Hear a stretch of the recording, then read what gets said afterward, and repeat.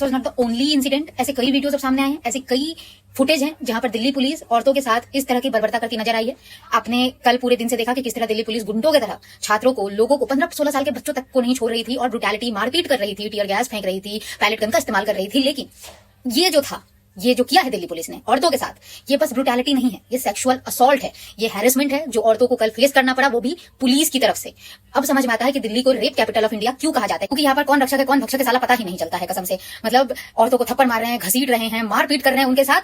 समझ में आया कि तुम ब्रूटल हो, क्रूअल हो, लेकिन प्रोटेस्ट की आड़ में औरतों को इनएप्रोप्रिएटली टच कर रहे हो, लड़कियों को।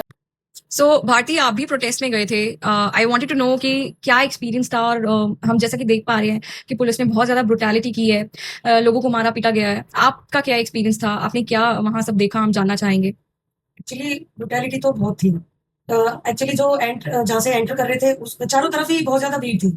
हम वहां थे जहाँ पे वो ट्रक था जिसमें वो अभिजीत दीप के सब थे, उन्हीं के पीछे हम थे। एक्चुअली वहां से भी स्टार्ट हुआ। मैंने अपनी आंखों से 20 बंदे काउंट किए थे जिनके सर फटे हुए थे। मैंने वीडियो भी बनाई है, मैं भी आपको दिखाऊँ। हाँ, ब्रुटैलिटी की इतनी हदें पार थी कि जो ट्रक था जिसमें वो सब कुछ लड़कियां भी थी और वो सीजेपी का फाउंडर है, ये सब थे।